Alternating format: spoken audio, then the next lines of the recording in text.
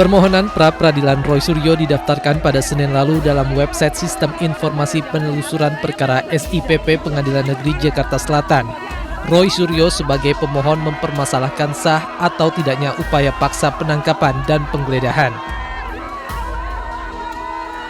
Adapun termohon dalam pra-peradilan ini adalah Polda Metro Jaya, yakni Kapolda Metro Jaya dan Direskrimum Polda Metro Jaya, serta tim penyidiknya, Jaksa Agung, Jampidum, dan Kejaksaan Tinggi Jakarta. Kuasa hukum Roy Suryo menyatakan sejak awal penangkapan terhadap Roy dan Dr. Tifa, pihaknya keberatan dengan upaya paksa yang dilakukan Polda Metro Jaya. Tim kuasa hukum menilai mekanisme penangkapan dan penahanan yang dilakukan Polda Metro Jaya melebihi kewenangan. Dari Jakarta, tim liputan iNews melaporkan. Mundur. Puluhan mahasiswa melakukan aksi unjuk rasa di kawasan Silang Monas, Jakarta Pusat. Dalam aksi tersebut, para mahasiswa dari Aliansi Mahasiswa Cipayung Plus Jakarta Barat menuntut kenaikan harga bahan pokok dan BBM non-subsidi yang dinilai memberatkan masyarakat. Mereka meminta pemerintah menjaga stabilitas harga BBM agar tidak semakin membebani masyarakat. Selain itu, mereka juga mendesak pemerintah melakukan pemulihan ekonomi nasional dan meningkatkan kesejahteraan guru, khususnya yang bertugas di daerah 3T atau tertinggal, terdepan, dan terluar.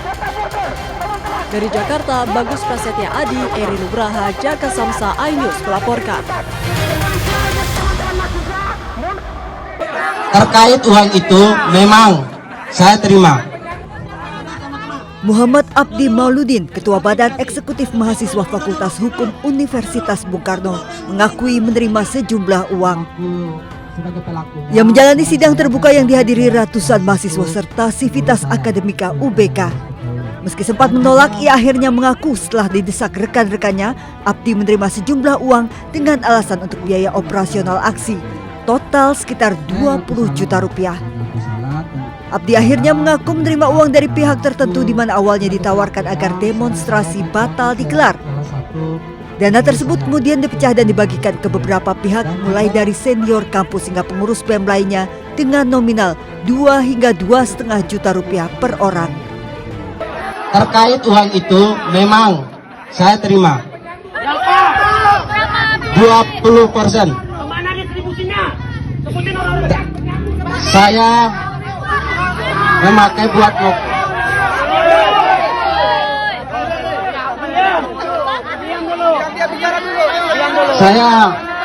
buat mokom 500, tambahan buat mokom, yang kebutuhan lainnya sekitar 200,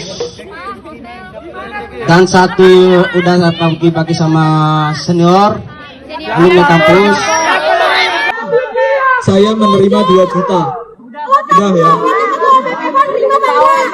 Wakil Ketua BEMEVA setahu saya menerima. Kalau nominalnya saya kurang tahu. Usai sidang terbuka sempat terjadi kericuhan saat mahasiswa berusaha mengejar rekan-rekannya. Pihak kampus UBK mengaku telah menerima informasi bahwa Ketua BEM FH UBK menerima uang 20 juta rupiah sebelum unjuk rasa. Dalam kasus ini kami sudah memanggil Ketua BEM Fakultas Hukum Saudara Abdi, dan dia sudah membuat pengakuan secara resmi kepada kami pihak universitas bahwa dia menerima uang sebesar 20 juta melalui oknum senior alumni dari Fakultas Hukum UBK yang diserahkan oleh oknum aparat kepolisian.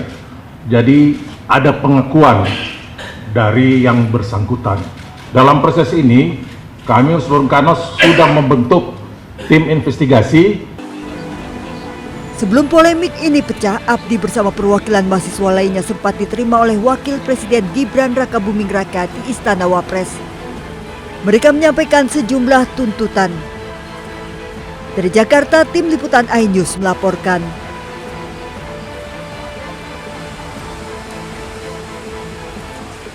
Tapi kalau kemudian yang ada upaya membayar mahasiswa UBK sampai 300 juta itu disebut pengondisian dan semacamnya, itu juga ada atensi nggak dari pemerintah? Ya, saya rasa penjelasan saya tadi sudah bisa merespon ya terkait dengan dugaan ada pengkondisian dari pemerintah terhadap demo yang mendukung MBG. Saya rasa itu tidak benar karena posisi pemerintah adalah menghargai setiap pendapat suara masyarakat baik yang pro maupun yang kontra. Hati-hati loh, saya kasih peringatan mereka itu, saya tahu siapa yang bayar demo, gue tahu itu. Tapi nggak apa, dia main demo. Ditanya anak-anak demo nggak ngerti. Mau demo apa ya? Kami dibayar 200.000. Tapi ada, saya nggak mengerti. Saudara kita ini kalau merasa apa ya? Kalau kita di dalam pertandingan gitu ya, kita jadi supporter kan, kita dukung satu tim. Ayo maju. Negara kita ini lagi bersaing sama banyak negara. Harusnya bangsa ini kompak.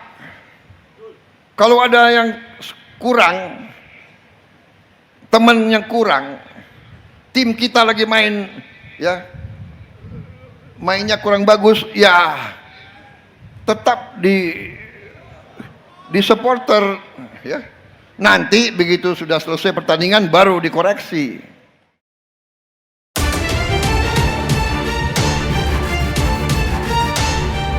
Tersangka dugaan tindak pidana pencemaran nama baik ijazah Jokowi, Tifauziat Yasuma atau Dr. Tifa, mencabut gugatan pra-peradilan atas penangkapan oleh penyidik Polda Metro Jaya. Hal ini ia ungkapkan dalam konferensi pers yang digelar pada Rabu sore. Dr. Tifa menyebut surat pembatalan pengajuan pra-peradilannya telah dikirimkan ke pihak Pengadilan Negeri Jakarta Selatan pada 19 Juni lalu. Pembatalan gugatan dilakukan seiring dengan keputusan Kejaksaan Negeri Jakarta Selatan yang tidak melakukan penahanan terhadapnya, sehingga permohonan pra-peradilan menjadi tidak relevan. Persoalan pra-peradilan, ya, kami sudah memasukkan surat permohonan untuk pra-peradilan, tetapi kemudian mengingat dari perkembangan situasi, ya, di mana diputuskan pada tanggal 21 Juni 2026 saya tidak ditahan, ya, pada saat proses persidangan, maka kami kemudian memutuskan untuk membatalkan surat permohonan pra-peradilan. Saat ini pihaknya bersama tim kuasa hukum akan fokus mempersiapkan proses persidangan kasus dugaan pencemaran nama baik ijazah Jokowi yang akan digelar di Pengadilan Negeri Jakarta Timur beberapa waktu mendatang. Dari Jakarta, Amrina Rida, Sadu Santo, Andri Setiawan, iNews melaporkan.